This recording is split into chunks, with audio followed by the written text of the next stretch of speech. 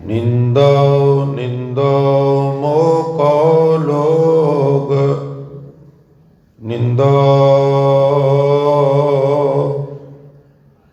निंदा जन को खरी प्यारी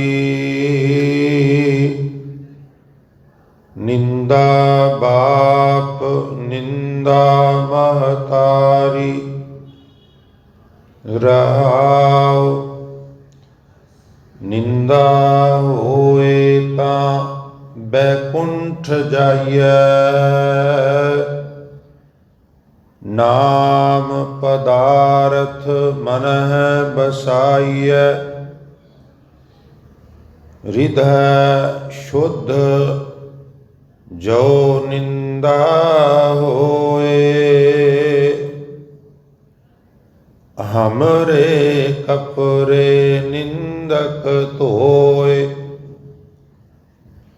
निंदा करे सो हमरा मीत निंदक माहे हमारा चीत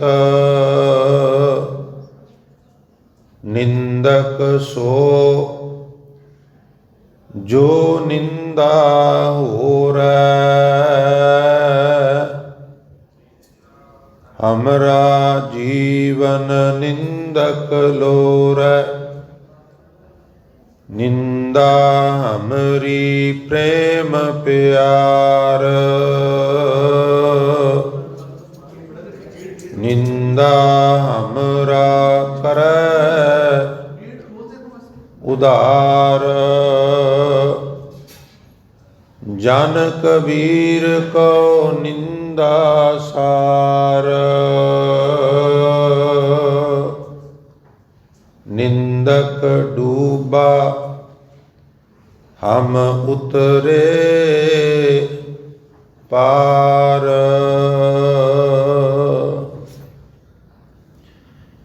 जन कबीर को निंदा सार निंदक डूबा हम उतरे पार।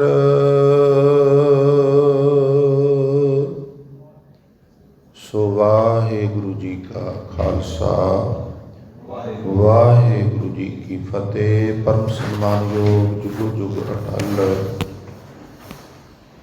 चबर छतर ਅਤੇ ਤਖਤ ਦੇ ਮਾਲਕ ਬਾਣੀ ਕੇ ਬੋਹੇ ਸਰਬ ਸਾਂਝੀਵਾਲਤਾ ਦੇ ਪ੍ਰਤੀਕ ਸ਼ਬਦ ਗੁਰੂ ਦਸਾਂ ਹੀ ਪਾਤਸ਼ਾਹੀਆਂ ਦੀ ਜੋਤ ਧੰਨ ਧੰਨ ਸ੍ਰੀ ਗੁਰੂ ਗ੍ਰੰਥ ਸਾਹਿਬ ਮਹਾਰਾਜ ਜੀ ਦੀ ਪਾਵਨ ਪਵਿੱਤਰ ਹਜ਼ੂਰੀ ਗੁਰਦੁਆਰਾ ਦਮਦਮਾ ਸਾਹਿਬ ਪਾਤਸ਼ਾਹੀ ਪਹਿਲੀ ਪਾਤਸ਼ਾਹੀ ਛੇਵੀਂ ਮਹਾਨ ਪਵਿੱਤਰ ਇਤਿਹਾਸਕ ਅਸਥਾਨ 'ਤੇ ਬਿਰਾਜਮਾਨ ਬਹੁਤ ਹੀ ਸਨਮਾਨਯੋਗ ਗੁਰੂ ਰੂਪ ਸਾਧ ਸੰਗਤ ਜੀ, ਸਤਿਗੁਰੂ ਜੀ ਦੀ ਮਹਾਨ ਬਖਸ਼ਿਸ਼ ਹੈ। ਆਪ ਗੁਰੂ ਪਿਆਰ ਵਾਲਿਆਂ ਨੇ ਅੰਮ੍ਰਿਤ ਵੇਲੇ ਦੀ ਸਾਂਭ ਸੰਭਾਲ ਕਰਦਿਆਂ ਹੋਇਆਂ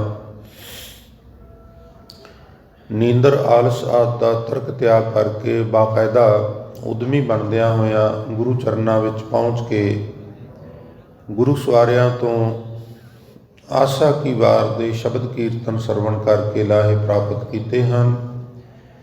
ਸੋ ਹਜ਼ੂਰ ਸਾਰਿਆਂ ਦੀ ਸੇਵਾ ਭਾਲ ਹਾਜ਼ਰੀ ਦਰ ਪ੍ਰਵਾਨ ਕਰਨ, ਸਭਨਾਂ ਦੀਆਂ ਸ਼ੁਭ ਮਨੋਭਾਵਨਾਵਾਂ ਮਹਾਰਾਜ ਪੂਰੀਆਂ ਕਰਨ। ਜੋ ਜੋ ਹਜ਼ੂਰ ਦੇ ਦਰ 'ਤੇ ਆਵੇ ਸੋ ਭਾਈ ਰਾਜੀ ਜਾਵੇ, ਸੁਖ ਹੋਵੇ ਜੀ। ਸੋ ਉਪਰੰਤ ਆਪ ਜੀ ਨੇ ਹੁਣੇ ਸੇਵਾਦਾਰ ਪਾਸੋਂ ਜੋ ਪਵਿੱਤਰ ਬਚਨ ਸਰਵਣ ਕੀਤੇ ਹਨ, ਗੁਰੂ ਰੂਪ ਸਾਧ ਸੰਗਤ ਜੀ ਇਹ ਪਾਵਨ ਬਚਨ ਭਗਤ ਕਬੀਰ ਸਾਹਿਬ ਜੀ ਦੀ ਰਸਨਾ ਤੋਂ ਉਚਾਰਨ ਕੀਤੇ ਹੋਏ ਗੌੜੀ ਰਾਗ ਅੰਦਰ ਸ੍ਰੀ ਗੁਰੂ ਗ੍ਰੰਥ ਸਾਹਿਬ ਮਹਾਰਾਜ ਜੀ ਦੇ ਪਾਵਨ ਅੰਗ 339 ਤੇ ਇਹ ਪਵਿੱਤਰ ਸ਼ਬਦ ਦਰਜ ਹੈ। ਭਾਵੇਂ ਗੁਰਬਾਣੀ ਸਾਰੀ ਇੱਕੋ ਹੀ ਏ, ਇੱਕਾ ਬਾਣੀ, ਇੱਕ ਗੁਰ, ਇੱਕੋ ਸ਼ਬਦ ਵਿਚਾਰ, ਪਰ ਕੁਝ ਸ਼ਬਦ ज़्यादा प्रसिद्ध हो जाते हैं।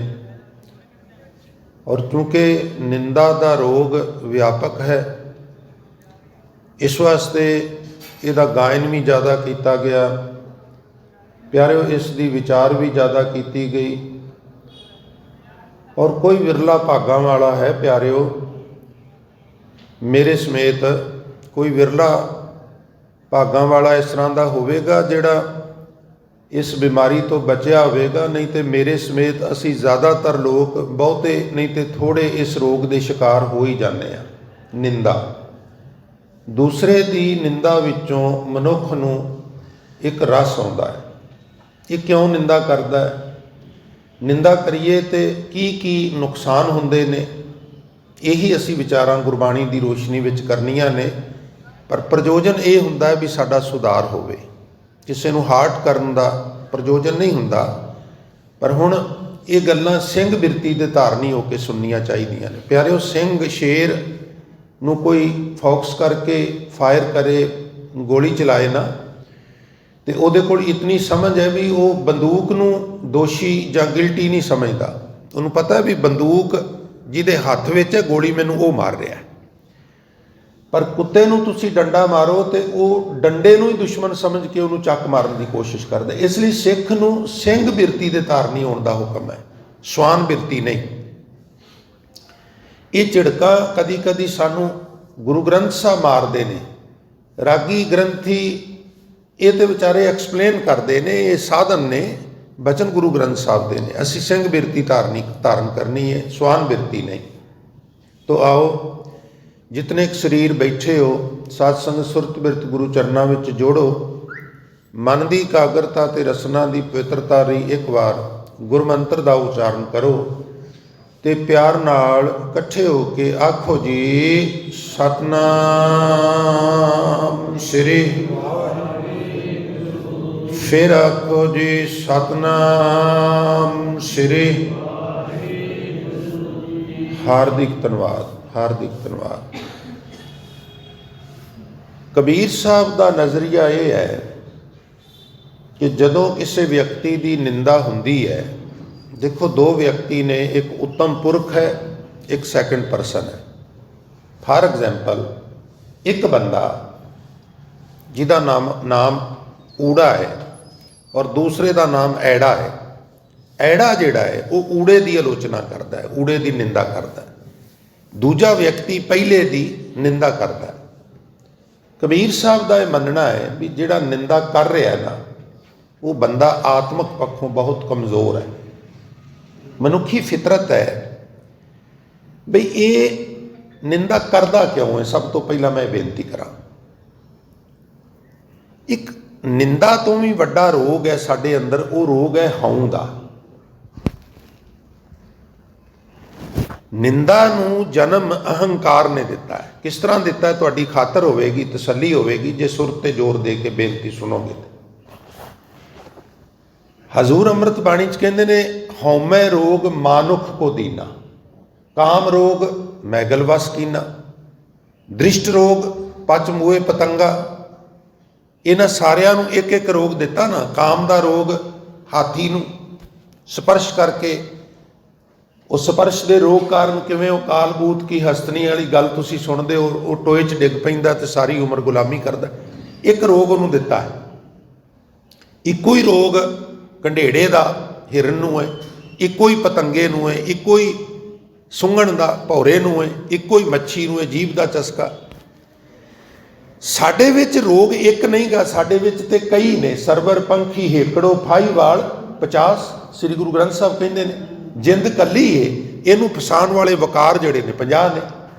पर जिहड़ा सब तो प्रधान रोग है ना साडे विच, इंसान विच, मनुख विच, वो हौमै रोग मानुख को दीना, ईगो है।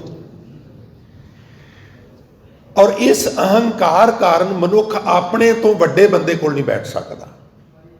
कोई गुण विच तुहाडे तो साडे तो वड्डा है, सानू लगे भी असीं इहदे तो बाउणे आ, बंदा उत्थों कन्नी कतरा लेगा। ये कित्थे बैठदा है? जिथे इहदी ईगो नूं खुराक मिले।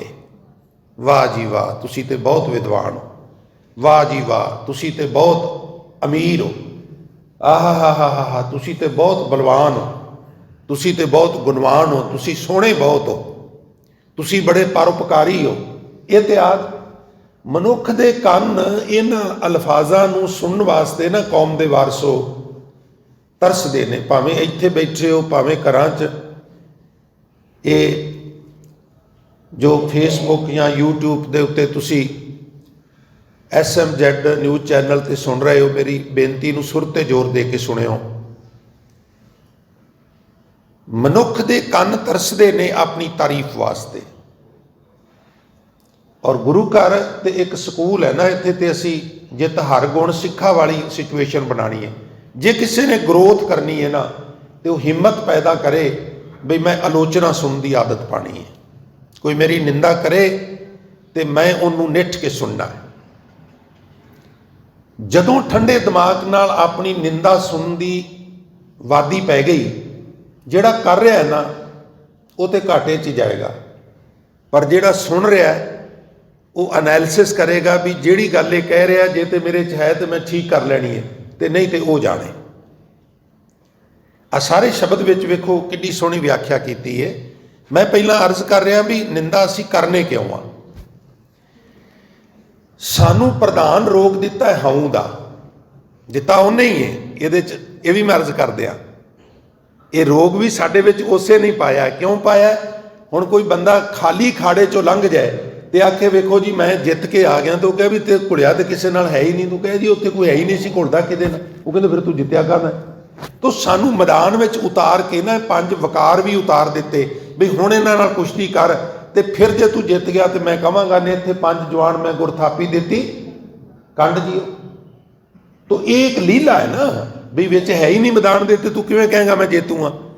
ਤੋ ਇਹ ਹਉਮੈ ਦਾ ਰੋਗ ਉਹਨੇ ਲੀਲਾ ਰਚਾਈ ਸਾਨੂੰ ਦਿੱਤਾ ਵੀ ਦੇਖਨੇ ਆ ਤੂੰ ਜਿੱਤਣਾ ਹੈ ਕਿ ਇਹ ਜਿੱਤਦਾ। ਹੁਣ ਜਦੋਂ ਮਨੁੱਖ ਦੇ ਅਹੰਕਾਰ ਨੂੰ ਠੇਸ ਪਹੁੰਚਦੀ, ਉੱਥੋਂ ਇਹ ਕਿਨਾਰਾ ਕਰ ਲੈਂਦਾ ਹੈ। ਸਾਈਕੋਲੋਜੀਕਲੀ ਕਦੀ ਆਤਮ ਮੰਥਨ ਕਰਕੇ ਵੇਖਿਆ ਜੇ ਪਿਆਰਿਓ, ਬਰੀਕ ਗੱਲਾਂ ਨੇ, ਉਹ ਸ਼ੁਰੂ ਹੀ ਥੋੜੀਆਂ ਜੀਆਂ ਡਰਾਈਵ ਹੀ ਲੱਗਦੀਆਂ ਨੇ। ਜਿੱਥੇ ਸਾਡੀ ਈਗੋ ਨੂੰ ਉਹਨੂੰ ਆਪਣੀ ਮਰਜ਼ੀ ਨਾਲ ਸਤਿਕਾਰ ਬਣਾ ਲੈਣਗੇ, ਜਿੱਥੇ ਥੋੜਾ ਜਿਹਾ ਕੋਈ ਆਓ ਭਗਤ ਹੈ, ਥੋੜੀ ਇਦਾਂ ਦਾ ਵਾਤਾਵਰਨ ਹੈ, ਉੱਥੇ ਬੰਦਾ ਭੱਜ ਕੇ ਜਾਂਦਾ, ਤੇ ਜਿੱਥੇ ਕੋਈ ਨਾ ਇਦਾਂ ਹੋਵੇ ਉੱਥੋਂ ਇੱਕ ਕੰਨੀ ਕਤਰਾਂਦਾ। ਮਨੁੱਖ ਦੀ ਫਿਤਰਤ ਹੈ। ਜਿੱਥੇ ਇਦਾਂ ਨਹੀਂ ਵੀ ਹੁੰਦਾ ਉੱਥੇ ਵੀ ਜਾ, ਉੱਥੇ ਤੇਰੀ ਈਗੋ ਨੂੰ ਉਹ ਹਥੌੜੀ ਮਾਰਦੇ ਨੇ। ਇਹਨੂੰ ਚੋਟ ਨੂੰ ਸਹਿ ਥੋੜਾ ਜਿਹਾ, ਔਰ ਜਦੋਂ ਚੋਟ ਨੂੰ ਸਹਿ ਲੇਗਾ ਤੇ ਤੇਰਾ ਭਲਾ ਹੋ ਜਾਏਗਾ। ਮਨੁੱਖ ਫਿਰ ਉੱਥੋਂ ਕੰਨੀ ਕਤਰਾਂਦਾ ਹੈ। ਫਿਰ ਕੀ ਕਰਦਾ ਹੈ? ਹੁਣ ਜੇ ਕੋਈ ਆਪਣੇ ਤੋਂ ਅੱਗੇ ਹੈ, ਕਿਸੇ ਮਰਾਤਬੇ ਤੇ ਪਹੁੰਚ ਗਿਆ ਹੈ, ਆਪਣੇ ਵਿੱਚ ਤੇ ਉਹ ਕੁਆਲਿਟੀ ਹੈ ਨਹੀਂ ਵੀ ਮੈਂ ਵੀ ਉਸ ਮਰਾਤਬੇ ਤੇ ਪਹੁੰਚ ਜਾ। ਹੁਣ ਕੀ ਕਰਦਾ ਹੈ ਵੀ ਮਰਾਤਬੇ ਤੇ ਨਹੀਂ ਪਹੁੰਚ ਸਕਦਾ, ਫਿਰ ਉਸ ਬੰਦੇ ਦੀ ਆਲੋਚਨਾ ਕਰਕੇ ਨਾ ਸੋਚਦਾ ਵੀ ਮੈਂ ਇਹਦੀ ਨਿੰਦਾ ਕਰਕੇ ਇਹਨੂੰ ਥੋੜੀ ਜਿਹੀ ਇਹਦੀ ਰੈਪੂਟੇਸ਼ਨ ਡਾਊਨ ਕਰ ਲਾਂਗਾ, ਤੇ ਜਦੋਂ ਇਹਦੀ ਰੈਪੂਟੇਸ਼ਨ ਡਾਊਨ ਹੋਵੇਗੀ ਨਾ, ਇਹ ਥੱਲੇ ਆਵੇਗਾ, ਤੇ ਫਿਰ ਇਹ ਮੇਰੇ ਬਰਾਬਰ ਹੋ ਜਾਏਗਾ, ਜਾਂ ਮੈਂ ਇਹਦੇ ਨਾਲ ਥੋੜਾ ਜਿਹਾ ਉੱਚਾ ਹੋ ਜਾਵਾਂਗਾ। ਸਾਈਕੋਲੋਜੀਕਲੀ ਜਿਹੜਾ ਇਫੈਕਟ ਹੈ ਉਹ ਨਿੰਦਾ ਵਿੱਚ ਪ੍ਰਧਾਨ ਵਿਸ਼ਾ ਇਹ ਹੈ। ਮਨੁੱਖ ਤਾਂ ਨਿੰਦਾ ਕਰਦਾ ਸਾਧ ਸੰਗਤ।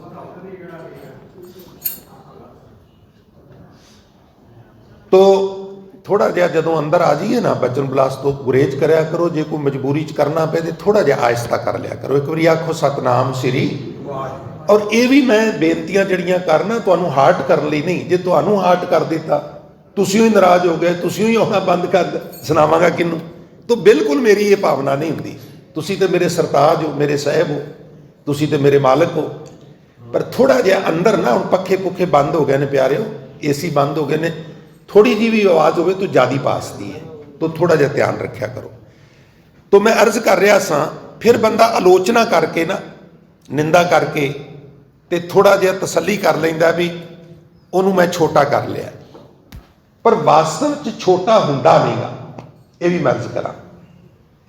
ਪਰ ਜੇ ਉਹਨੂੰ ਇਹ ਸਮਝ ਆ ਗਈ ਗੁਰਬਾਣੀ ਵਾਲੀ, ਕਿਹੜੀ? ਕਬੀਰ ਸਾਹਿਬ ਕਹਿੰਦੇ ਨੇ, ਐਲਾਨੀਆਂ ਕਹਿੰਦੇ ਨੇ, ਨਿੰਦੋ ਨਿੰਦੋ ਮੋਕੋ ਲੋਗ ਨਿੰਦੋ। ਹੱਦ ਹੋ ਗਈ ਏ। ਇਹ ਸ਼ਬਦ ਬੜੀ ਵਾਰ ਸੁਣਿਆ ਹੈ, ਸੁਣਾਇਆ, ਇਸ ਲਈ ਥੋੜਾ ਜਿਹਾ ਅਸੀਂ ਯੂਜ਼ ਟੂ ਹੋ ਗਏ ਹਾਂ। ਪਰ ਜਿੱਦਣ ਪਹਿਲੇ ਦਿਨ ਲੋਕਾਂ ਨੇ ਰੂਹੇ ਜ਼ਮੀਨ ਤੇ ਸ਼ਬਦ ਸੁਣਿਆ ਹੋਵੇਗਾ, ਆਂਦੇ ਹੋਣਗੇ ਕਬੀਰ ਤੇ ਸ਼ਦਾਈ ਹੋ ਗਿਆ। ਇਹ ਕਹਿੰਦਾ ਮੇਰੀ ਨਿੰਦਾ ਕਰੋ, ਦੱਬ ਕੇ ਕਰੋ, ਜਿੰਨੀ ਕਰਨੀ ਹੈ ਕਰੋ। ਇਹਨੂੰ ਕੀ ਹੋ ਗਿਆ?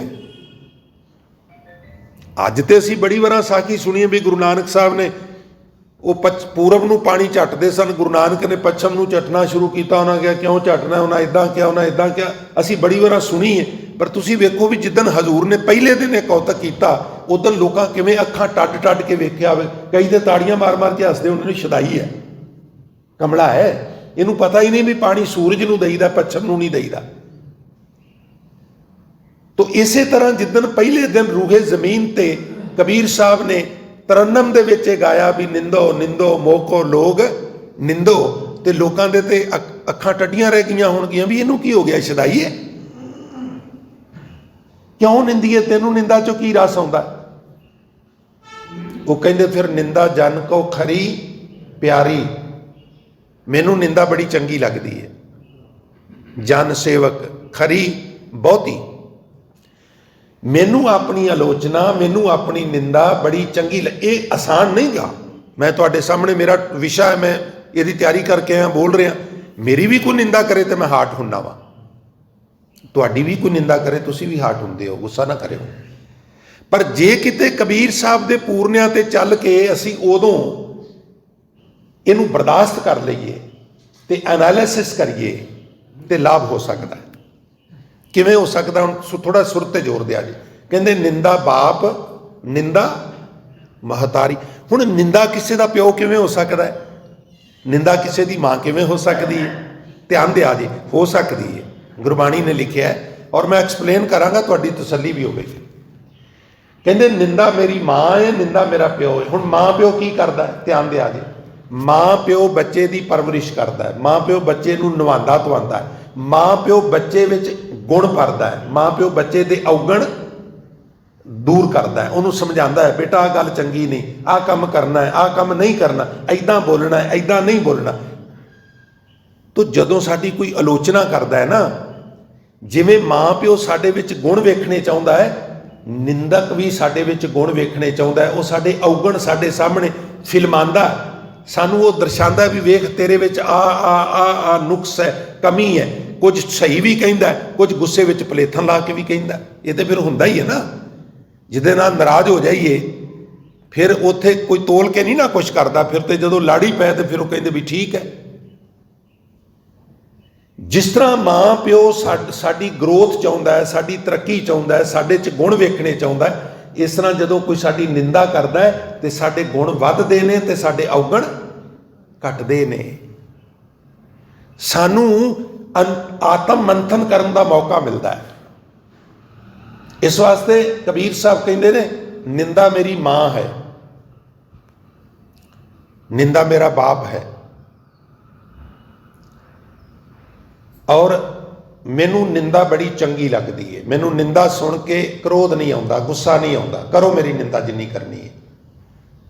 ਕਾਸ਼ ਕਿਤੇ ਅਸੀਂ ਵੀ ਕਬੀਰ ਸਾਹਿਬ ਵਾਂਗੂ ਕਹੀਏ ਨਿੰਦੋ ਨਿੰਦੋ ਮੋਕੋ ਲੋਗ ਨਿੰਦੋ। ਚਲੋ ਅੰਦਰੋਂ ਬਿਰਤੀ ਬਣਨ 'ਚ ਸਮਾਂ ਲੱਗ ਜਾਏ, ਰਸਨਾ ਨਾਲ ਤੇ ਕਹੀਏ ਨਾ। ਆਖੋ ਨਿੰਦੋ ਨਿੰਦੋ ਮੋਕੋ ਲੋਗ ਨਿੰਦੋ, ਨਿੰਦੋ ਨਿੰਦੋ ਮੋਕੋ ਲੋਗ ਨਿੰਦੋ, ਨਿੰਦੋ ਨਿੰਦੋ ਮੋਕੋ ਨਿੰਦੋ ਨਿੰਦਾ ਜਨ ਕੋ ਖਰੀ ਪਿਆਰੀ, ਨਿੰਦਾ ਜਨ ਕੋ ਖਰੀ ਪਿਆਰੀ,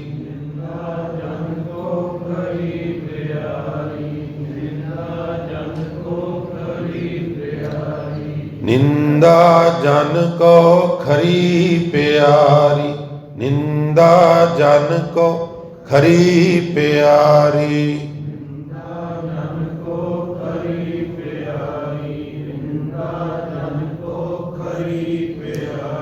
ਨਿੰਦਾ ਬਾਪ ਨਿੰਦਾ ਮਹਤਾਰੀ, ਨਿੰਦਾ ਬਾਪ ਨਿੰਦਾ ਮਹਤਾਰੀ,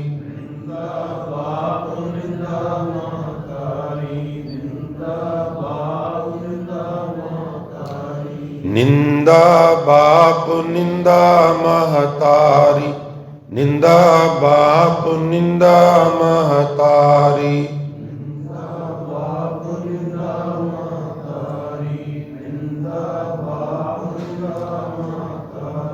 निंदा जन को खरी प्यारी, निंदा जन को खरी प्यारी।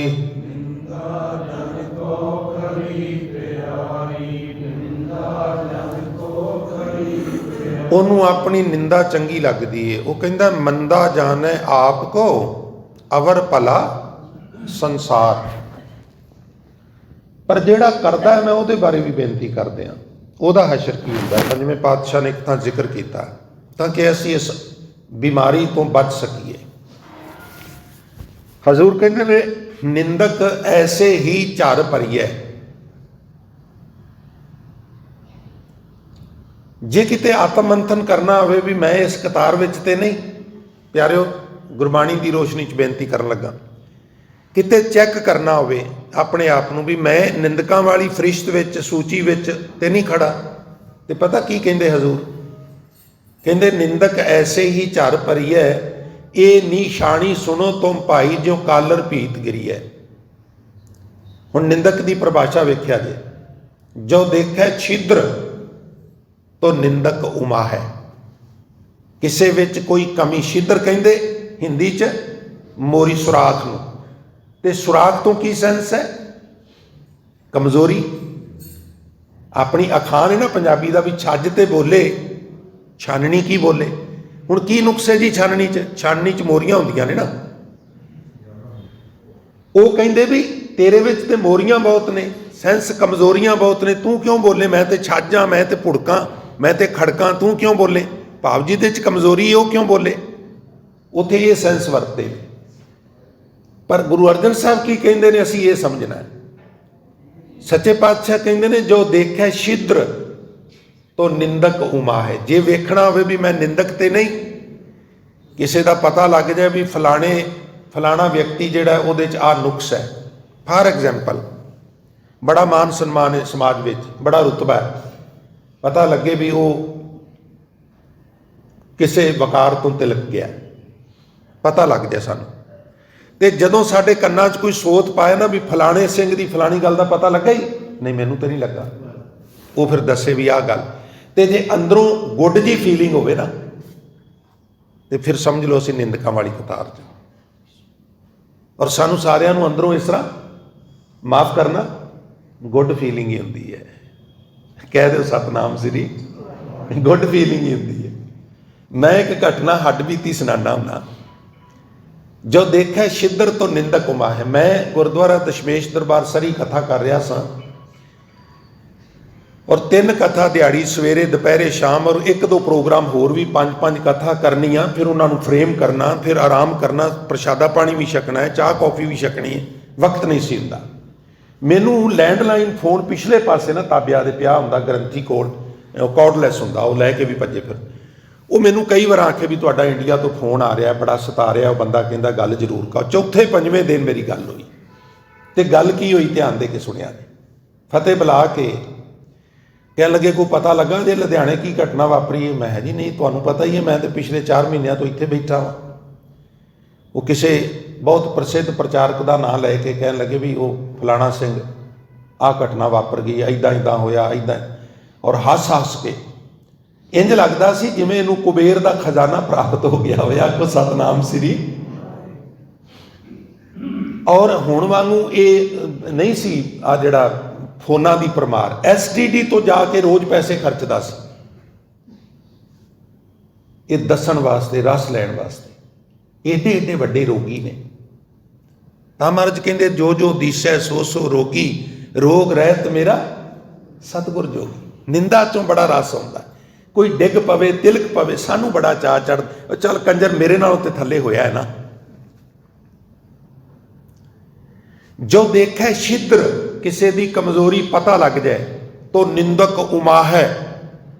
ਤੇ ਜੇ ਪਤਾ ਲੱਗ ਜਾਏ ਭਲੋ ਦੇਖ ਦੁੱਖ ਭਰੀਏ, ਫਲਾਣਾ ਜਿਹੜਾ ਸ਼ਰਾਬੀ ਸੀ ਤੁਹਾਨੂੰ ਪਤਾ ਲੱਗਾ ਉਹਨੇ ਸ਼ਰਾਬ ਛੱਡ ਦਿੱਤਾ, ਅੱਛਾ ਜੀ ਉਹਦੇ ਗੁਰੂ ਕੇ ਜਹਾਜ਼ੇ ਵੀ ਚੜ੍ਹ ਗਿਆ, ਤੇ ਧੌਣ ਸੁੱਟ ਲੈਂਦਾ, ਉਹ ਤੇਰਾ ਭਲਾ ਹੋ ਜਾਏ, ਇਹ ਤੇ ਸ਼ਰਾਬ ਪੀਂਦਾ ਸੀ, ਅੰਮ੍ਰਿਤ ਕਿਵੇਂ ਪੀਣ ਲੱਗ ਪਿਆ। ਇੱਦਾਂ ਦੀ ਗੱਲ ਸੁਣ ਕੇ ਇਹਦਾ ਚਿਹਰਾ ਫੱਕ ਹੋ ਜਾਂਦਾ ਹੈ, ਮਰਾਰ ਡਾਊਨ ਹੋ ਜਾਂਦਾ। ਪਰ ਜੇ ਕੋਈ ਉੱਚੀਆਂ ਡਾਰੀਆਂ ਲਾਂਦਾ ਥੱਲੇ ਡਿੱਗ ਪਏ ਤੇ ਫਿਰ ਇਹਦੀਆਂ ਬਾਛਾਂ ਖਿੜ ਜਾਂਦੀਆਂ ਨੇ, ਪ੍ਰਸੰਨ ਹੋ ਜਾਂਦਾ ਹੈ। ਆਹਾ ਹਾ ਹਾ ਹਾ, ਇਹ ਹੈ ਨਿੰਦਕ ਦੀ ਪਰਿਭਾਸ਼ਾ। ਜ਼ਰੂਰ ਆਤਮ ਮੰਥਨ ਕਰਿਆ ਕਰੀਏ ਵੀ ਜੇ ਇੱਦਾਂ ਹੈ ਤੇ ਤਰਲਾ ਲਈਏ ਸੱਚੇ ਪਾਤਸ਼ਾਹ ਸਾਨੂੰ ਕੱਢ ਇਸ ਖਲਜਗਨ ਵਿੱਚੋਂ, ਇਸ ਮੋਹ ਦੀ ਖੂਹੀ ਚੋਂ, ਇਸ ਨਿੰਦਾ ਦੇ ਰੋਗ ਤੋਂ ਬਚਾ। ਇਹ ਲੋਕ ਪਰਲੋਕ ਦੋਵੇਂ ਸਤਿਆਨਾਸ਼ ਕਰ ਦੇਣੇ।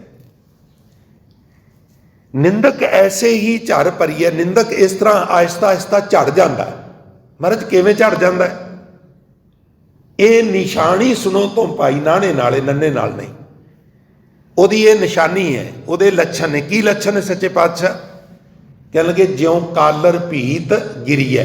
ਤੁਸੀਂ ਨਾ ਕਿਤੇ ਹੁਣ ਵੀ ਇੱਧਰ ਅਬੋਹਰ, ਗੁਰੂ ਸਾਹਿਬ ਮੰਡੀ, ਫਾਜ਼ਿਲਕਾ, ਇੱਧਰ ਥੋੜ੍ਹੇ ਜਿਹੇ ਪਰਾਂ ਨੂੰ ਡੱਬ ਵਾਲੀ ਮੰਡੀ ਤੋਂ ਹਨੂਮਾਨਗੜ੍ਹ ਤੇ ਫਿਰ ਸ਼੍ਰੀ ਗੰਗਾ ਨਗਰ, ਵਿਜੇ ਨਗਰ, ਇਸ ਏਰੀਏ ਚਲੇ ਜਾਓ। ਉਹਨਾਂ ਨੇ ਨਾ ਮਿੱਟੀ ਦੀ ਕਹਾਣੀ ਬਣਾ ਕੇ ਥੋਬੇ ਮਾਰ ਮਾਰ ਕੇ ਕੰਧਾਂ ਬਣਾਈਆਂ। ਘਰਾਂ ਵਿੱਚ ਵੀ ਬੜੀਆਂ ਵੱਡੀਆਂ ਵੱਡੀਆਂ ਵਲਗਣਾ, ਤੇ ਕਈਆਂ ਨੇ ਤੇ ਨਿਆਈ ਜਿਹੜੀ ਜ਼ਮੀਨ ਹੈ ਖੇਤਾਂ ਦੇ ਦੁਆਲੇ ਵੀ ਉਹ ਥੋਬੇ ਮਾਰ ਮਾਰ ਕੇ ਕੰਧਾਂ ਜਿਹੜੀਆਂ ਮਿੱਟੀ ਦੀਆਂ। ਹੁਣ ਜੇ ਇਹ ਕੰਧ ਜਿਹੜੀ ਮਿੱਟੀ ਦੀ ਕੀਤੀ ਉਹ ਮਿੱਟੀ ਕਲਰਾਠੀ ਜ਼ਮੀਨ ਹੈ ਤੇ ਫਿਰ ਉਹਦੀ ਉਮਰ ਘੱਟ ਹੁੰਦੀ ਹੈ। ਜੇ ਉਹ ਮਿੱਸੀ ਮਿੱਟੀ ਹੈ ਤੇ ਫਿਰ ਮਿੱਡ ਹੁੰਦੀ ਹੈ, ਤੇ ਜੇ ਉਹ ਚੀਕਣੀ ਹੈ ਤੇ ਫਿਰ ਉਹਦੀ ਉਮਰ ਜ਼ਿਆਦਾ ਹੁੰਦੀ ਹੈ। ਪਰ ਕਲਰ ਵਾਲੀ ਮਿੱਟੀ ਦੀਆਂ ਕੰਧਾਂ ਲਿਆ ਕੇ ਥੋਬੇ ਮਾਰ ਕੇ ਬਣਾਈਏ ਤੇ ਉਹ ਬੜੀ ਛੇਤੀ ਫਿਰ ਕਲਰ ਝੜ ਝੜ ਕੇ ਕੰਧ ਡਿੱਗ ਪੈਂਦੀ। ਜਿਵੇਂ ਕਲਰ ਵਾਲੀ ਜ਼ਮੀਨ ਚੋਂ ਪੁੱਟ ਕੇ ਮਿੱਟੀ ਉਹਦੀ ਕਹਾਣੀ ਬਣਾ ਕੇ ਕੰਧ ਬਣਾਈਏ ਤੇ ਬੜੀ ਛੇਤੀ ਛੇਤੀ ਉਹ ਕਿਰ ਜਾਂਦੀ ਏ, ਝੜ ਜਾਂਦੀ ਏ, ਡਿੱਗ ਪੈਂਦੀ ਏ।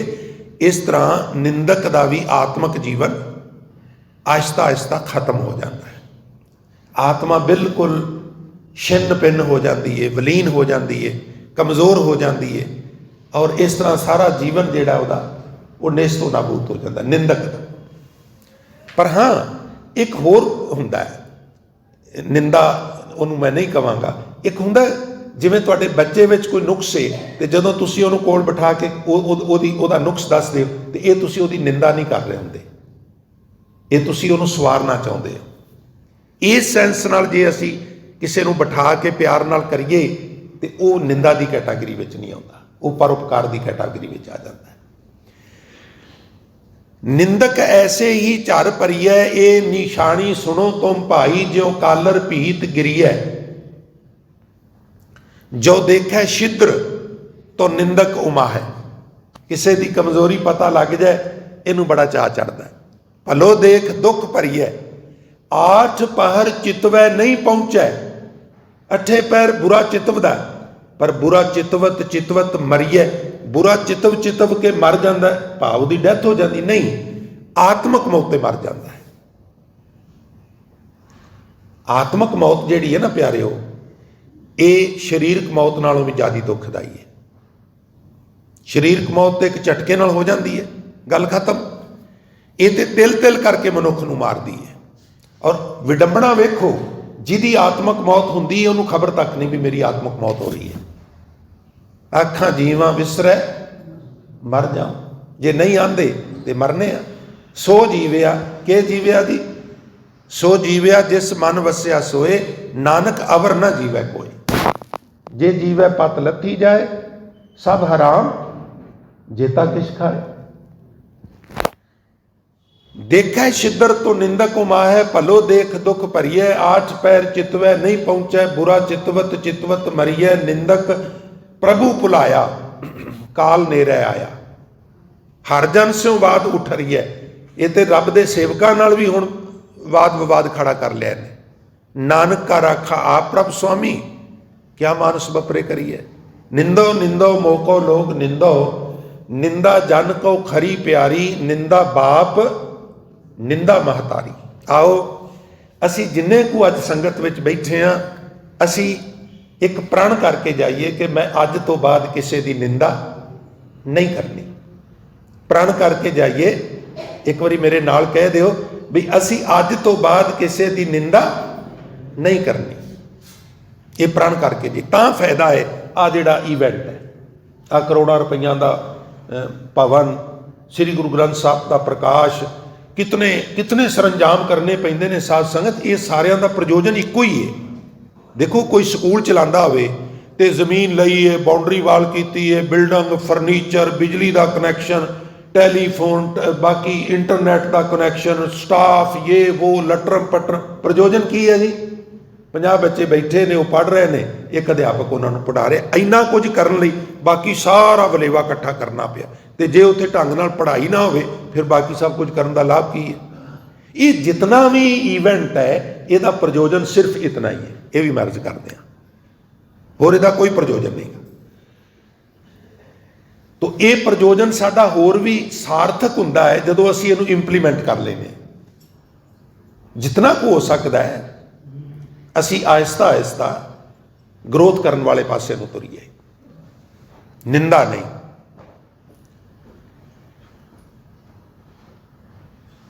ਨਿੰਦਕ ਪ੍ਰਭੂ ਭੁਲਾਇਆ, ਕਾਲ ਨੇਰੇ ਆਇਆ, ਹਰ ਜਨ ਸਿਉ ਬਾਤ ਉਠਰੀਏ, ਨਾਨਕ ਕਾ ਰਾਖਾ ਆਪ ਪ੍ਰਭ ਸੁਆਮੀ, ਕਿਆ ਮਾਨਸ ਬਪਰੇ ਗਏ। ਇੱਕ ਤਾਂ ਭਾਈ ਗੁਰਦਾਸ ਨੇ ਬੜੀ ਸੋਹਣੀ ਵਿਆਖਿਆ ਕੀਤੀ, ਬੜਾ ਹੀ ਸ਼ਾਨਦਾਰ ਕਵਿਤਾ ਨਿੰਦਾ ਦੇ ਸੰਬੰਧ 'ਚ। ਮੈਂ ਉਮੀਦ ਕਰਾਂਗਾ ਤੁਸੀਂ ਦਿਲਚਸਪੀ ਦਿਖਾਓਗੇ। ਉਹ ਕਹਿੰਦੇ ਨੇ ਜਦੋਂ ਵਾਦੀ ਪੈ ਜਾਏ ਨਾ, ਆਤਮ ਮੰਥਨ ਕਰਨਾ, ਜਦੋਂ ਵਾਦੀ ਪੈ ਜਾਏ ਫਿਰ ਪਤਾ ਕੀ ਹੁੰਦਾ, ਮੰਨ ਲਿਆ ਬਈ ਮੌਨਸੂਨਾਂ ਆ ਗਈਆਂ ਨੇ, ਧਿਆਨ ਦੇ ਆ ਜੇ, ਉਸ ਤਰ੍ਹਾਂ ਦਾ ਨਕਸ਼ਾ ਅੱਖਾਂ ਸਾਹਮਣੇ ਫਿਲਮਾਇਆ ਜੀ। ਇੱਕ ਹਰਾ ਭਰਾ ਬਾਗ ਹੈ, ਅਸੀਂ ਉਸ ਬਾਗ 'ਚ ਖੜੇ, ਉੱਤੋਂ ਕਾਲੀਆਂ ਘਟਾਂ ਛਾ ਕੇ ਆ ਗਈਆਂ, ਉਹਦੇ ਵਿੱਚ ਮੋਰ ਨੇ, ਔਰ ਕਾਲੀਆਂ ਘਟਾਵਾਂ ਨੂੰ ਵੇਖ ਕੇ ਮੋਰ ਨੇ ਖੰਭ ਖਿਲਾਰ ਲਏ, ਔਰ ਖੰਭ ਖਿਲਾਰ ਕੇ ਉਹਨੇ ਨੱਚਣਾ ਸ਼ੁਰੂ ਕਰ ਦਿੱਤਾ। ਆਵਾਜ਼ ਵੀ ਉਹਦੀ ਮਿੱਠੀ ਹੈ। ਹੁਣ ਜਿਹੜਾ ਮੇਰੇ ਵਰਗਾ ਆਲੋਚਕ ਹੈ, ਨਿੰਦਕ ਹੈ, ਜਿਹਨੂੰ ਵਾਦੀ ਪੈ ਗਈ ਹੈ ਨਾ, ਉਹਨੂੰ ਕਹੋ ਵੀ ਵੇਖ ਬਾਗ ਕਿੱਡਾ ਸੋਹਣਾ, ਉਹ ਕਹੇਗਾ ਹਾਂ ਬੜਾ ਸੋਹਣਾ। ਵੇਖ ਕਾਲੀਆਂ ਘਟਾਵਾਂ ਕਿੰਨੀ ਠੰਡ ਪਾਉਂਦੀਆਂ ਨੇ, ਹਾਂ ਪਾਉਂਦੀਆਂ। ਮੋਰ ਵੇਖ ਕਿੱਡਾ ਸੋਹਣਾ, ਇਹਦੇ ਖੰਭ ਵੇਖ, ਕੱਲੇ ਕੱਲੇ ਖੰਭ ਨੂੰ ਚੁੰਮਣ ਤੇ ਦਿਲ ਕਰਦਾ। ਇਹਦੀ ਕਲਗੀ ਵੇਖ, ਅੱਖਾਂ ਕਿੱਡੀਆਂ ਸੋਹਣੀਆਂ ਨੇ। ਉਹ ਕਹਿੰਦਾ ਗੱਲ ਤੇ ਤੇਰੀ ਠੀਕ ਹੈ ਵੀ ਬਾਗ ਹਰਾ ਭਰਾ ਹੈ, ਕਾਲੀਆਂ ਘਟਾਂ ਬੜੀਆਂ ਸੋਹਣੀਆਂ ਨੇ, ਮੋਰ ਦਾ ਇੱਕ ਇੱਕ ਖੰਭ ਚੁੰਮਣ ਵਾਲਾ ਹੈ, ਕਲਗੀ ਸੋਹਣੀ, ਇਹਦੀ ਬੋਲੀ ਵੀ ਮਿੱਠੀ ਹੈ, ਪਰ ਉਹ ਕਹੇ ਪਰ ਕੀ? ਕਹਿੰਦਾ ਇਹਦੇ ਪੈਰ ਬੜੇ ਭੱਦੇ ਨੇ। ਹੁਣ ਇਹ ਹੈ ਆਈਡੀਓਲੋਜੀ ਸਾਡੀ, ਵੀ ਜਿਹਦੇ ਨਾਲ ਨਾ ਬਣਦੀ ਹੋਵੇ ਨਾ, ਉਹਦੇ 99 ਗੁਣ ਪਾਸੇ ਰੱਖ ਕੇ ਇੱਕ ਔਗਣ ਨੂੰ ਹਾਈਲਾਈਟ ਕਰ ਦੇਣਾ। ਔਗਣ ਕਿਹਦੇ 'ਚ ਨਹੀਂ ਹੁੰਦੇ, ਮੈਨੂੰ ਖਿਮਾ ਕਰਨਾ, ਜਿਹਦੇ ਵਿੱਚ ਜੀਂਦੇ ਜੀ ਕੋਈ ਔਗਣ ਨਹੀਂ, ਉਹ ਤੇ ਰੱਬ ਹੈ। ਉਹ ਤੇ ਰੱਬ ਹੈ ਨਾ, ਤੇ ਰੱਬ ਤੇ ਕੋਈ ਹੋ ਨਹੀਂ ਸਕਦਾ। ਭੁੱਲਣ ਅੰਦਰ ਸਭ ਕੋ ਅਭੁੱਲ ਗੁਰੂ ਕਰਤਾਰ। ਔਗਣ ਤੇ ਸਾਰਿਆਂ 'ਚ ਨੇ, ਕਿਸੇ ਦੇ ਪ੍ਰਗਟ ਹੋ ਜਾਂਦੇ ਨੇ ਔਰ ਕਿਸੇ ਦੇ ਪ੍ਰਗਟ ਨਹੀਂ ਹੁੰਦੇ। ਜਿਹੜਾ ਫੜਿਆ ਜਾਏ ਚੋਰ, ਜਿਹੜਾ ਨਾ ਫੜਿਆ ਜਾਏ ਉਹ ਸਾਧ। ਇਦਾਂ ਹੀ ਹੁੰਦਾ ਨਾ ਪਿਆਰੇ। ਜੈਸੇ ਨੈਣ ਬੈਨ ਪੰਖ ਸੁੰਦਰ ਸਰਬੰਗ ਮੋਰ, ਤਾਂ ਕਿ ਪੱਗ ਔਰ ਦੇਖ ਦੋਖ ਨਾ ਵਿਚਾਰੀਏ। ਜਿਸ ਤਰ੍ਹਾਂ ਅੱਖਾਂ, ਬੈਨ ਬੋਲੀ, ਪੰਖ ਖੰਭ, ਸੁੰਦਰ ਸਰਬੰਗ ਮੋਰ, ਮੋਰ ਦੇ ਸਾਰੇ ਅੰਗ ਸੋਹਣੇ ਨੇ। ਇਹ ਠੀਕ ਹੈ, ਦਰੁਸਤ ਹੈ, ਸੱਚਾਈ ਹੈ ਵੀ ਉਹਦੇ ਪੈਰ ਸੋਹਣੇ ਨਹੀਂ ਹੁੰਦੇ, ਪਰ ਤੂੰ ਇਕੱਲੇ ਉਹਨਾਂ ਦੇ ਪੈਰਾਂ ਨੂੰ ਵੇਖ ਕੇ ਕਿਉਂ ਆਲੋਚਨਾ ਕਰਨਾ? ਤਾਂ ਕਿ ਪੱਗ ਔਰ ਦੇਖ ਦੋਖ ਨਾ ਵਿਚਾਰੀਏ।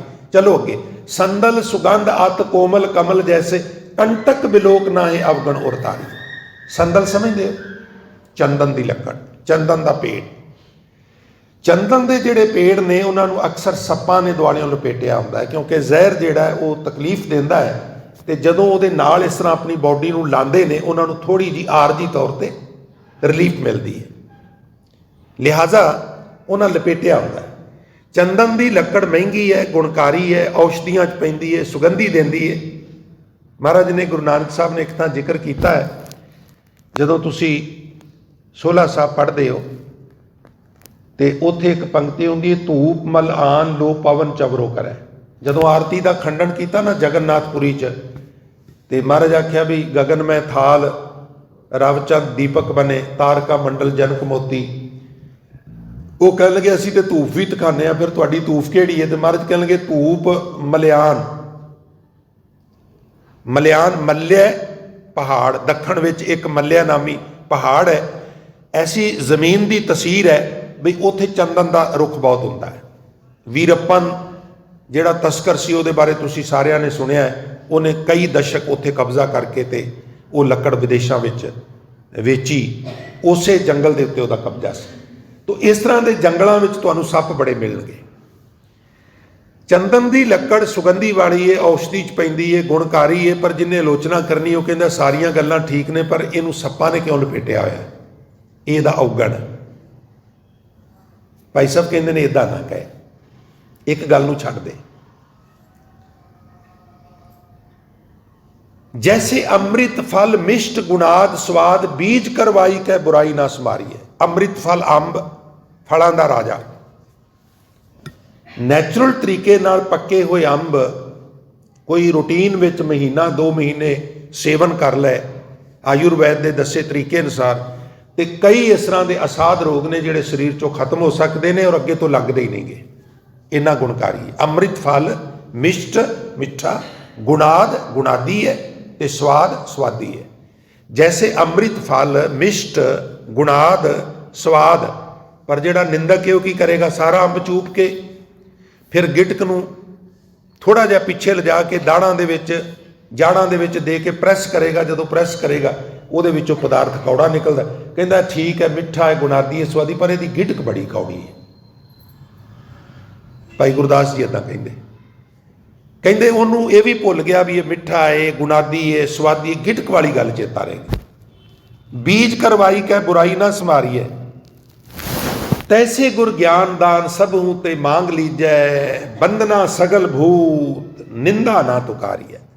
तैसे गुर ज्ञान दान सब हूं ते मांग लीजै, बंदना सगल भूत निंदा ना तुकारी है। गुरु का ज्ञान रूपी दान जिथों मिलता है झोली अड्ड के पवा लै, और बंदना सकल पूत अपने तो सारे वड्डियां नूं सत्कारयोग मत्था टेक, निंदा ना तुकारी, निंदा ना कर, क्योंकि निंदा रोग है, तेरा आत्मक जीवन नुकसान हो जाएगा। सो आओ बाकी पद्यां दे भी दर्शन करिए जी। निंदा होए तां बैकुंठ जाइए, निंदा होए तां बैकुंठ किवें जा सकीदा, क्योंकि निंदा करन वाला सानू खबरदार कर दिंदा है। साध संगत सानू सुधार करन दा अवसर दिंदा है, एक किस्म का वह साडा टीचर बन जाता है। जदों टीचर बन के साडे नुक्स सानू दसदा है, साडे गुनाह दसदा है, साडे ऐब दसदा है, तो सानू उन्हां नूं सुधारन दा अवसर मिलता है। जदों असीं सुधार लवांगे तो फिर बैकुंठ जाण तो कौन रोकेगा। फिर तो असीं कवांगे भी उरवार पार के दानियां लिख लियो आल पताल, मोहे जम दंड ना लगी तजी ले सर्ब जंजाल। वो जिहड़े जंजाल ने निंदक साडे छडा दिंदा, निंदक सानू खबरदार कर दिंदा। इसलिए निंदा होए तां बैकुंठ जाइए, नाम पदार्थ मनै बसाइए। नाम रूपी पदार्थ मन विच वसदा है।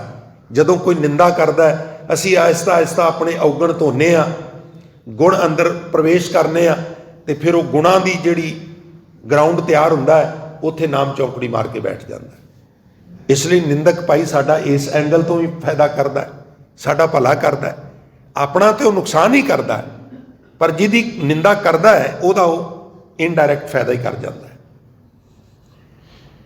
हृदय शुद्ध जो निंदा होए। हुण आ पंक्ति बड़ा सुर ते जोर दे के सुनने वाली है। जदों कोई निंदा कर रहा है तो एकदम असी अग बबूले ना होईए, उहदी निंदा नूं शुद्ध हिरदे नाल सुणीए।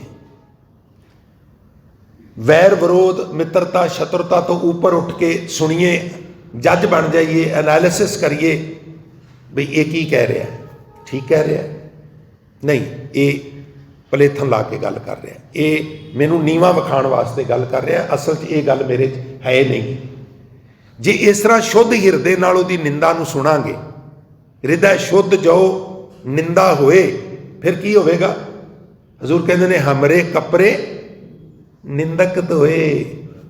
जिवें धोबी कपड़े धोंदा है ना, वो तो पैसे लैंदा, निंदक ते साडे मन रूपी कपड़े नूं धोण दा काम करदा, बदले विच लैंदा भी कुछ नहीं। आखो सतनाम श्री। वो साडे मन नूं धोंदा, साडे अंतशकरण नूं धोंदा, साडी आत्मा नूं धोंदा, वो तो साडा मित्र है, वो भला पुरुष है, उन्होंने अपनी कोई टेंशन नहीं, साडी टेंशन लै रहा है। मैं अक्सर यही बेनती करना हुंदा ना, मेरा कहने का मतलब ये नहीं हुंदा भी CCTV कैमरे नहीं होने चाहिए, इन्हां ने तो अपराध नूं ठल पाई है।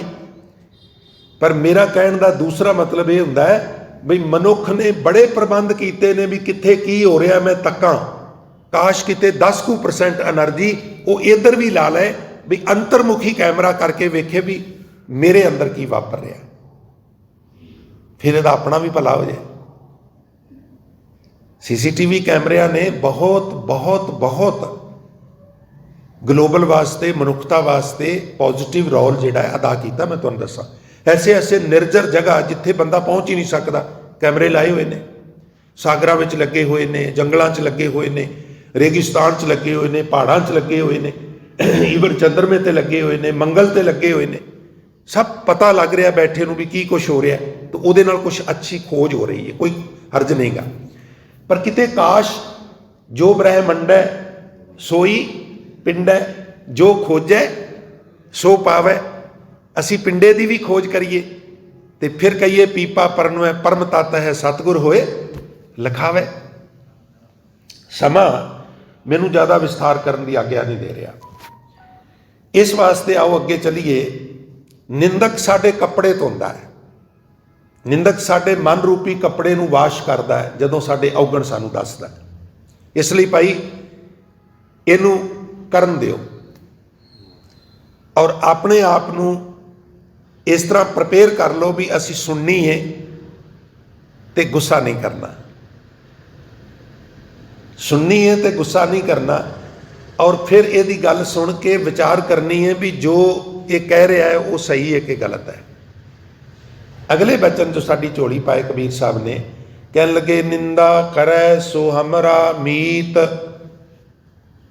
ਜਿਹੜਾ ਮੇਰੀ ਨਿੰਦਾ ਕਰੇ ਅਸਲ 'ਚ ਮੇਰਾ ਉਹ ਮਿੱਤਰ ਹੈ, ਉਹ ਮੇਰਾ ਹਿਤੈਸ਼ੀ ਹੈ, ਉਹ ਮੇਰੀ ਟੈਨਸ਼ਨ ਲੈ ਰਿਹਾ, ਉਹ ਮੈਨੂੰ ਦੱਸ ਰਿਹਾ ਵੀ ਤੇਰੇ 'ਚ ਆ ਨੁਕਸ ਹੈ। ਜਿਵੇਂ ਮਾਂ ਪਿਓ ਦੱਸਦਾ ਬੇਟਾ ਜਿਹੜੇ ਤੂੰ ਕੰਮ ਕਰਨਾ ਹੈ ਇਹ ਠੀਕ ਨਹੀਂ, ਆ ਪੁੱਤਰ ਜਿਨ੍ਹਾਂ ਦੀ ਬਹਿਣੀ ਤੂੰ ਬਹਿਣਾ ਹੈ ਇਹ ਸੰਗਤ ਚੰਗੀ ਨਹੀਂ।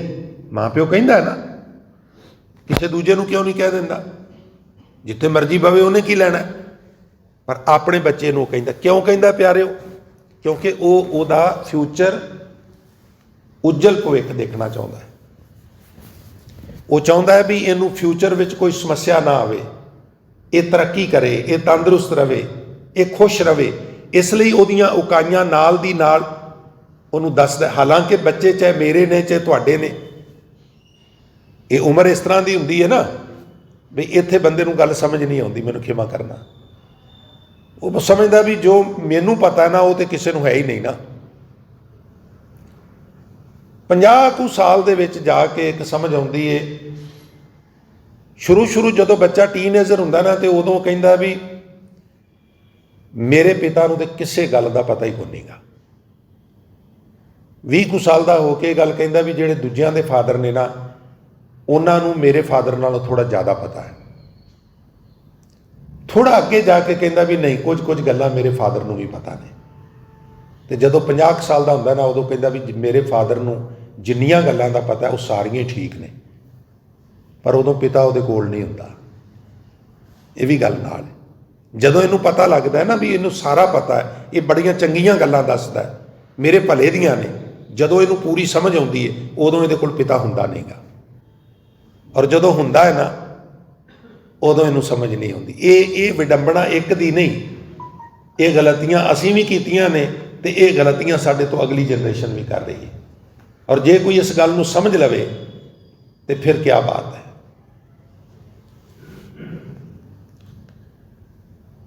ਤਾਂ ਮੈਂ ਅਰਜ਼ ਕਰ ਰਿਹਾ ਸਾਂ, ਕਬੀਰ ਸਾਹਿਬ ਕਹਿੰਦੇ ਨੇ ਮੇਰਾ ਮਿੱਤਰ ਹੈ ਜਿਹੜਾ ਨਿੰਦਾ ਕਰਦਾ ਹੈ, ਇਸ ਲਈ ਮੈਂ ਬੜੀ ਸੁਰਤ ਦੇ ਕੇ ਨਿੰਦਕ ਦੀ ਗੱਲ ਸੁਣਨਾ। ਨਿੰਦਾ ਕਰੇ ਸੋ ਹਮਰਾ ਮੀਤ, ਨਿੰਦਕ ਮਾਹੇ ਹਮਾਰਾ ਚੀਤ। ਮੈਂ ਤੇ ਆਪਣਾ ਮਨ ਹੀ ਨਿੰਦਕ ਵਿੱਚ ਲਾਈ ਰੱਖਣਾ, ਮੈਂ ਕੰਨ ਦੇ ਕੇ ਸੁਣਦਾ ਰਹਿਣਾ ਵੀ ਨਿੰਦਕ ਮੇਰੇ ਬਾਰੇ ਕੀ ਕਹਿੰਦਾ। ਅੱਜ ਵੀ ਮੈਨੂੰ ਕਿਸੇ ਗੱਲ ਤੋਂ ਅਲਰਟ ਕਰੇਗਾ। ਪਹਿਲਾਂ ਇਹਨੇ 1-2 ਗੱਲਾਂ ਤੋਂ ਅਲਰਟ ਕੀਤਾ ਸੀ, ਮੇਰਾ ਭਲਾ ਹੋ ਗਿਆ ਸੀ। ਅੱਜ ਵੀ ਮੈਂ ਧਿਆਨ ਨਾਲ ਸੁਣਾ ਮੇਰੇ ਬਾਰੇ ਕੀ ਕਹਿੰਦਾ ਤਾਂ ਕਿ ਮੇਰਾ ਭਲਾ ਹੋ ਸਕੇ। ਨਿੰਦਾ ਕਰੇ ਸੋ ਹਮਰਾ ਮੀਤ, ਨਿੰਦਕ ਮਾਹੇ ਹਮਾਰਾ ਚੀਤ। ਮੇਰੀ ਸੁਰਤ ਨਿੰਦਕ ਵਿੱਚ ਹੈ। ਨਿੰਦਕ ਸੋ ਜੋ ਨਿੰਦਾ ਹੋ ਰਿਹਾ, ਬੜੇ ਪਰਲੇ ਦਰਜੇ ਦੀ ਗੱਲ ਕਰ ਦਿੱਤੀ। ਇੱਕ ਵਿਅਕਤੀ ਦੂਜਾ ਤੀਜਾ ਜਿਹੜਾ ਸੈਂਟਰ ਵਾਲਾ ਹੈ ਨਾ ਉਹ ਪਹਿਲੇ ਦੀ ਨਿੰਦਾ ਕਰਦਾ ਹੈ। ਧਿਆਨ ਦਿਆ ਜੇ, 3 ਬੰਦੇ ਖੜੇ ਨੇ, ਇੱਕ ਵਿਚਕਾਰ ਖੜਾ ਹੈ। ਜਿਹੜਾ ਨੰਬਰ 1 ਹੈ ਉਹ ਨੰਬਰ 2 ਦੀ ਨਿੰਦਾ ਕਰਦਾ ਹੈ, ਤੇ ਜਿਹੜਾ ਨੰਬਰ 3 ਹੈ ਨਾ ਉਹ ਨੰਬਰ 1 ਨੂੰ ਕਹਿੰਦਾ ਵੀ ਨਾ ਇਹਦੀ ਨਿੰਦਾ ਨਾ ਕਰ। 2 ਕੁਛ ਨਹੀਂ ਕਹਿੰਦਾ, ਉਹ ਨਾ ਕਹਿੰਦਾ ਕਰ, ਨਾ ਕਹਿੰਦਾ ਨਾ ਕਰ, ਉਹ ਨਿਊਟਰਲ ਖੜਾ ਹੈ। 1 ਨੰਬਰ ਨਿੰਦਾ ਕਰਦਾ ਹੈ, 2 ਨੰਬਰ ਚੁੱਪ ਕਰਕੇ ਸੁਣਦਾ ਹੈ। ਜਿਹੜਾ 3 ਨੰਬਰ ਹੈ ਨਾ ਉਹ 1 ਨੰਬਰ ਨੂੰ ਕਹਿੰਦਾ ਵੀ ਨਿੰਦਾ ਨਾ ਕਰ। ਤੇ ਕਬੀਰ ਸਾਹਿਬ ਪਤਾ ਕੀ ਕਹਿੰਦੇ? ਉਹ ਕਹਿੰਦੇ 1 ਨੰਬਰ ਨਿੰਦਕ ਨਹੀਂਗਾ, ਆ ਜਿਹੜਾ 3 ਨੰਬਰ ਹੈ ਨਾ ਇਹ ਮੇਰਾ ਨਿੰਦਕ ਹੈ। ਤੂੰ ਕਿਉਂ ਉਹਨੂੰ ਨਿੰਦਾ ਕਰਨ ਤੋਂ ਰੋਕਣਾ ਹੈ? ਮੇਰੇ ਨੁਕਸ ਮੈਨੂੰ ਦੱਸਦਾ, ਮੇਰਾ ਭਲਾ ਕਰਦਾ। ਇਹ ਨਿੰਦਕ ਨਹੀਂਗਾ, ਤੂੰ ਨਿੰਦਕ। ਇਹ ਆਈਡੀਓਲੋਜੀ ਹੈ ਕਬੀਰ ਸਾਹਿਬ। ਨਿੰਦਕ ਸੋ ਜੋ ਨਿੰਦਾ ਹੋ ਰਿਹਾ ਮੈਨੇ ਹੋੜਨਾ ਮੈਨੇ ਰੋਕਣਾ। ਜਿਹੜਾ ਨਿੰਦਾ ਕਰਨ ਤੋਂ ਰੋਕਦਾ ਅਸਲ 'ਚ ਉਹ ਨਿੰਦਕ ਹੈ। ਨਿੰਦਕ ਸੋ ਜੋ ਨਿੰਦਾ ਹੋ ਰਿਹਾ, ਕਿਉਂ? ਹਮਾਰਾ ਜੀਵਨ ਨਿੰਦਕ ਲੋ ਰਿਹਾ। ਨਿੰਦਕ ਤੇ ਮੇਰੇ ਜੀਵਨ ਨੂੰ ਸਫਲ ਕਰਨਾ ਚਾਹੁੰਦਾ, ਨਿੰਦਕ ਤੇ ਮੈਨੂੰ ਆਤਮਿਕ ਜ਼ਿੰਦਗੀ ਦੇਣੀ ਚਾਹੁੰਦਾ, ਨਿੰਦਕ ਮੇਰਾ ਭਲਾ ਕਰਨਾ ਚਾਹੁੰਦਾ, ਮੇਰੇ ਨੁਕਸ ਦੱਸ ਕੇ ਮੈਨੂੰ ਸੁਚੇਤ ਕਰਦਾ। ਇਹ ਤੇ ਮੇਰਾ ਮਿੱਤਰ ਹੈ। ਹਮਾਰਾ ਜੀਵਨ ਨਿੰਦਕ ਲੋ ਰਿਹਾ, ਇਸ ਲਈ ਨਿੰਦਾ ਹਮਰੀ ਪ੍ਰੇਮ ਪਿਆਰ। ਧਿਆਨ ਦਿਆ ਜੀ, ਨਿੰਦਾ ਨਾਲ ਕੋਈ ਕਿਵੇਂ ਪ੍ਰੇਮ ਕਰ ਸਕਦਾ, ਪਿਆਰ ਕਿਵੇਂ ਕਰ ਸਕਦਾ? ਜਦੋਂ ਮੇਰੀ ਨਿੰਦਾ ਹੁੰਦੀ ਹੈ, ਮੈਨੂੰ ਆਪਣੇ ਨੁਕਸ ਪਤਾ ਲੱਗਦੇ ਨੇ, ਮੈਂ ਸੁਧਾਰ ਕਰਨਾ ਵਾ, ਫਲ ਸਰੂਪ ਮੇਰਾ ਪਰਮਾਤਮਾ ਨਾਲ ਪਿਆਰ ਬਣਦਾ ਹੈ, ਮੇਰਾ ਪ੍ਰੇਮ ਬਣਦਾ ਪਰਮਾਤਮਾ ਨਾਲ। ਨਿੰਦਾ ਦੀ ਵਜ੍ਹਾ ਕਰਕੇ ਹੀ ਮੇਰਾ ਪਰਮਾਤਮਾ ਨਾਲ ਪਿਆਰ ਬਣਿਆ ਹੈ। ਨਿੰਦਾ ਹਮਰੀ ਪ੍ਰੇਮ ਪਿਆਰ, ਔਰ ਨਿੰਦਾ ਹਮਰਾ ਕਰੇ ਉਧਾਰ। ਨਿੰਦਾ ਸਾਡਾ ਪਾਰ ਉਤਾਰਾ ਕਰ ਦਿੰਦੀ ਹੈ। ਇਸ ਵਾਸਤੇ ਨਿੰਦਾ ਆਲੋਚਨਾ ਸੁਣਨ ਦੀ ਆਪਣੇ ਵਿੱਚ ਹਿੰਮਤ ਪੈਦਾ ਕਰਨੀ। ਅਸੀਂ ਉਸਤਤ ਸੁਣਨੀ ਚਾਹੁੰਦੇ ਹਾਂ। ਜਦੋਂ ਵੀ ਉਸਤਤ ਸੁਣਨ ਦੀ ਵਾਦੀ ਪੈ ਜਾਏ, ਮਨੁੱਖ ਦੀ ਗਰੋਥ ਰੁਕ ਜਾਂਦੀ ਹੈ। ਜਦੋਂ ਆਲੋਚਨਾ ਸੁਣਨ ਦੀ ਜਾਚ ਆ ਜਾਏ, ਮਨੁੱਖ ਵਧਣਾ ਸ਼ੁਰੂ ਹੋ ਜਾਂਦਾ ਹੈ। ਇਹ ਵੀ ਮੈਂ ਅਰਜ਼ ਕਰਦੇ ਹਾਂ। ਸਾਡੇ ਤੇ ਕੰਨ ਤਰਸਦੇ ਰਹਿੰਦੇ ਨੇ ਵੀ ਆਹ ਗਿਆਨੀ ਜੀ ਤੁਸੀਂ ਅੱਜ ਤੇ ਕਮਾਲ ਕਰ ਦਿੱਤੀ ਹੈ, ਬੜੀ ਵਧੀਆ ਕਥਾ ਕੀਤੀ ਹੈ, ਆਹ ਫਲਾਣਾ ਕੰਮ ਤੁਸੀਂ ਬੜਾ ਵਧੀਆ ਕੀਤਾ ਹੈ। ਤੇ ਜੇ ਕੋਈ ਇਹ ਕਵੇ ਵੀ ਕਥਾ ਤੁਸੀਂ ਕਰਦੇ ਪਏ ਸੋ, ਹਾਂਜੀ ਮੈਂ ਹੀ ਕਰਦਾ, ਇਹ ਕਥਾ ਕੀਤੀ ਹੈ, ਸਵਾਹ ਢਾ ਕੇ ਰੱਖ ਦਿੱਤੀ ਹੈ, ਅੰਦਰ ਸਾਰੀ ਬਗੀਚੀ ਜਿਹੜੀ ਉਹ ਮੁਰਝਾ ਜਾਏਗੀ। ਕੋਈ ਨਾ ਤਾਰੀਫ ਕਰੇ ਤੇ ਅਸੀਂ ਇੱਕ ਹੋਰ ਮਿਸਟੇਕ ਕਰਨੇ ਆ, ਰਸ ਕਸ ਆਪ ਸਲਾਹਣਾ, ਇਹ ਕਰਮ ਮੇਰੇ ਕਰਤਾਰ। ਕੋਈ ਗੱਲ ਨਹੀਂ, ਕੋਈ ਉਸਤਤ ਨਹੀਂ ਕਰਦਾ ਤੇ ਮੈਂ ਆਪਣੀ ਉਸਤਤ ਆਪ ਹੀ ਕਰ ਲੈਣਾ। ਗੱਲਾਂ ਵਿੱਚ ਤਰੀਕੇ ਵਿੱਚ ਆਪਣੀ ਉਸਤਤ, ਆਪਣੀ ਤਾਰੀਫ ਆਪ ਹੀ ਕਰੀ ਜਾਣੀ। ਮਹਾਰਾਜ ਗੁਰੂ ਨਾਨਕ ਸਾਹਿਬ ਤੇ ਆਪਣੀ ਤਾਰੀਫ ਆਪ ਨਹੀਂ ਸਨ ਕਰਦੇ, ਪਰ ਸਾਨੂੰ ਸਮਝਾਉਣ ਲਈ ਉਹਨਾਂ ਨੇ ਬਚਨ ਕਿਹਾ ਵੀ ਰਸ ਕਸ ਆਪ ਸਲਾਹਣਾ, ਇਹ ਕਰਮ ਮੇਰੇ ਕਰਤਾਰ। ਹੇ ਵਾਹਿਗੁਰੂ, ਮੇਰੇ ਏਡੇ ਗਲਤ ਕਰਮ ਹੋ ਗਏ ਨੇ, ਮੈਂ ਇੰਨਾ ਥੱਲੇ ਗਿਰ ਗਿਆ, ਮੈਂ ਤੇ ਆਪਣੀ ਤਾਰੀਫ ਆਪ ਹੀ ਕਰਨਾ। ਇਟ ਮੀਨਸ ਵੀ ਆਪਣੀ ਤਾਰੀਫ ਆਪ ਨਹੀਂ ਕਰਨੀ ਚਾਹੀਦੀ, ਪਰ ਅਸੀਂ ਕਰਨੇ ਆ।